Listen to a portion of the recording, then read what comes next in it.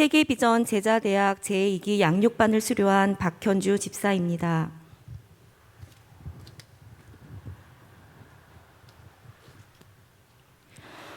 어느덧 1학기 양육 과정을 수료하고 이 자리에 서게 하신 하나님께 무엇보다 먼저 감사와 영광을 돌려드립니다. 저는 감사하게도 믿음의 가정에서 태어나 어렸을 때부터 모든 삶의 중심이 하나님 중심, 교회 중심이었고 매일 저녁 어린 자녀들과 함께 가정 예배를 드리시던 신실하신 부모님 덕분에 말씀과 기도 속에서 가장 귀한 믿음의 유산을 물려받았습니다. 고3 수험생 때도 수련회를 빠지지 않을 만큼 모든 예배와 은혜 받는 자리에 빠짐없이 참석했고 오랜 기다림과 기도 끝에 믿음의 가정을 이루어 부부가 함께 교사로 섬기며 나름대로 믿음 생활을 하고 있었지만 언제나 마음 한켠에는 뭔지 모를 답답함이 있었습니다. 그러던 중 김유아 목사님께서 대신교회에 부임하시고 얼마 뒤 장로님 부부를 비롯한 몇몇 사역자분들이 양육을 받는다는 소식을 듣게 되었습니다. 일기 양육을 받고 계신 분들이 양육을 통해 달라진 삶의 모습들을 나누시는 것을 보며 저에게도 양육의 기회가 빨리 오기를 기대하며 기도하고 있었습니다. 감사하게도 양육과 훈련을 목회 사역의 최우선으로 삼고 수고를 아끼지 않으시는 담임 목사님의 헌신 덕분에 양육의 기회는 생각보다 빨리 찾아왔습니다. 더군다나 특히 주말에 시간을 내기 어려운 남편이 저보다 먼저 양육을 사모하였기에 우리 부부는 함께 양육을 받게 되었습니다. 회복 캠프에 대해서는 사실 잘 알지도 못했고 기대도 못했습니다. 양육을 위한 오리엔테이션 정도로만 생각했던 것 같습니다. 그러나 예배 시간마다 회복 캠프를 위한 중보 기도가 올라오는 것을 보면서 참석자인 내가 먼저 기도로 준비해야 하는 거구나. 이게 그냥 오리엔테이션 정도가 아니구나라는 깨달음이 생겼고 그때부터 간절한 기도로 준비를 한 것 같습니다. 회복 캠프의 시간이 어떻게 지나갔는지 모르게 느껴졌습니다. 계속되는 찬양과 말씀을 통해 한 번도 죄라고 생각해보지 못했던 저의 부끄러운 모습을 드러내시고 철저하게 회개하게 하셨습니다. 회복 캠프를 통해 양육의 자리는 내가 결심해서 오게 된 자리가 아닌 오래전부터 하나님께서 예비해 놓으신 자리임을, 양육을 통해 반드시 저를 변화시킬 하나님의 계획이 있음을 깨닫게 해준 시간이었습니다. 양육 첫 시간, 양육의 유의사항을 나눌 때 매주 해와야 하는 과제 못지않게 부담스러웠던 것이 있었습니다. 그것은 양육받는 동안 삶의 모든 우선순위를 양육에 두고 어떠한 경우에도 양육의 자리를 사수해야 한다는 것이었습니다.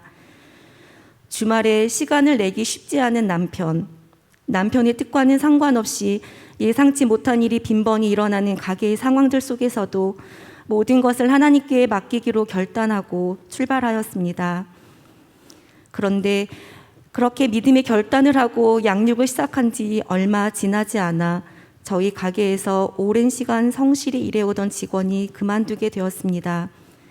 다른 직원이 빨리 구해지리라는 생각과는 달리 1학기 양육이 모두 마칠 때까지 그 직원의 빈자리는 채워지지 않았고 저희 부부는 주말마다 양육의 자리를 지킬 수 있기를 하나님께 간절히 기도해야만 했습니다.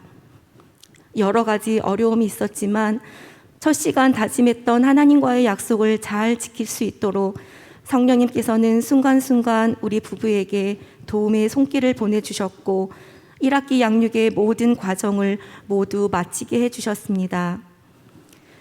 모태신앙으로 어렸을 때부터 가정예배를 통해 훈련받았고 각종 성경 공부와 제자훈련의 기회를 여러 번 가졌지만 여전히 부족하게만 느낀 저의 믿음 생활은 좀처럼 제가 앞으로 나가지 못하게 발목을 잡았습니다.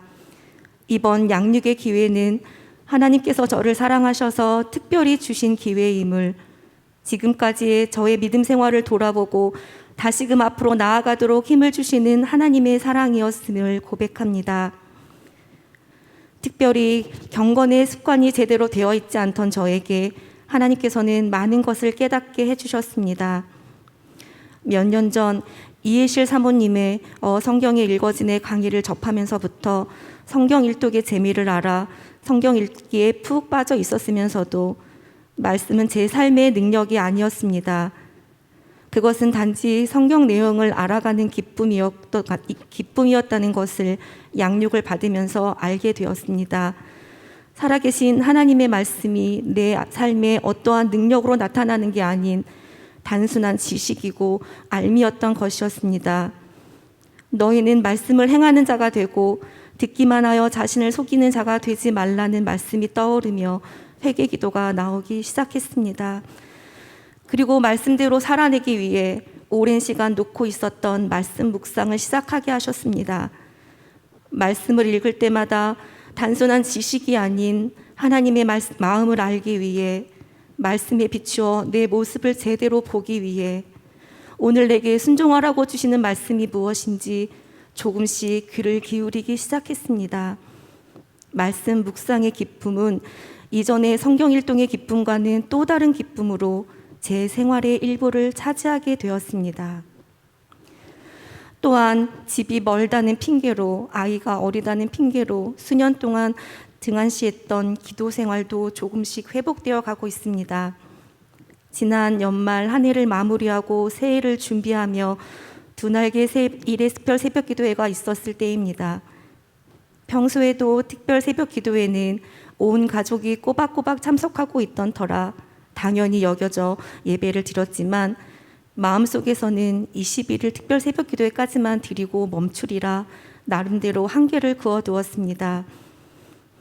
그런데 특별 새벽 기도회 기간이 끝나고 바로 사순절 기간이 시작되다 보니 사순절 기간과 고난주간까지만 더 새벽 예배를 드려야겠다라는 마음으로 고쳐먹고 계속 새벽 예배를 드리게 되었는데 고난주간이 끝나니 바로 양육이 시작되었습니다.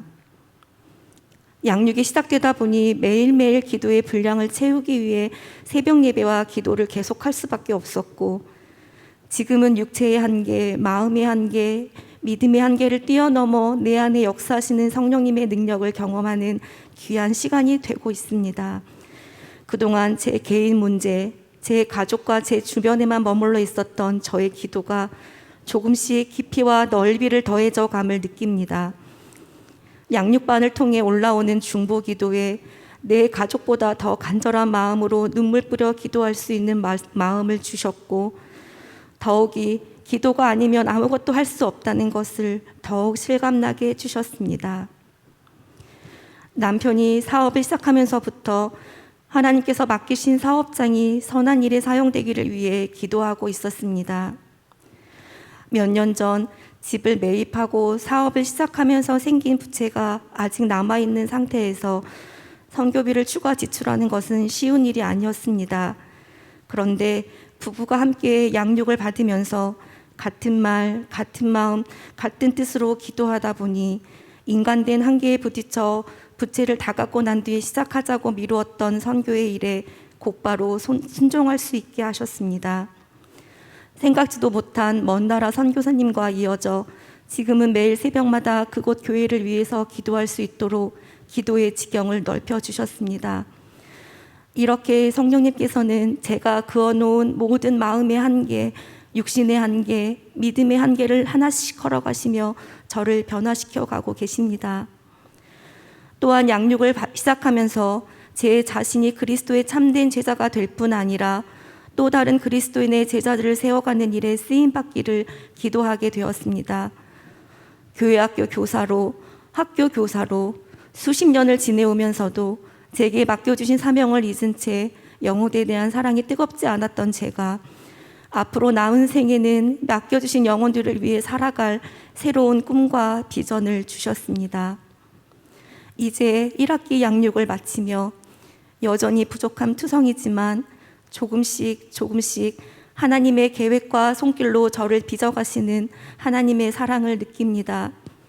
더 이상 인생의 한계에 나를 가두지 않고 살아계신 하나님이 마음껏 사용하실 수 있는 그리스도의 제자로, 그리스도의 참된 증인으로 살아가기 위해 앞으로 남은 양육 과정과 매일매일의 삶을 신실하신 하나님께 맡깁니다.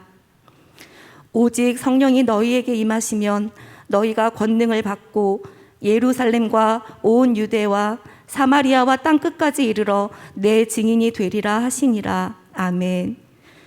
아버지의 마음으로 양육 과정을 이끌어 주신 목사님과 이 모든 일을 행하신 살아계신 하나님께 감사드립니다. 한 학기 동안 우리의 스승이 되어주신 성령님께 감사드리며 모든 영광을 하나님께 올려드립니다.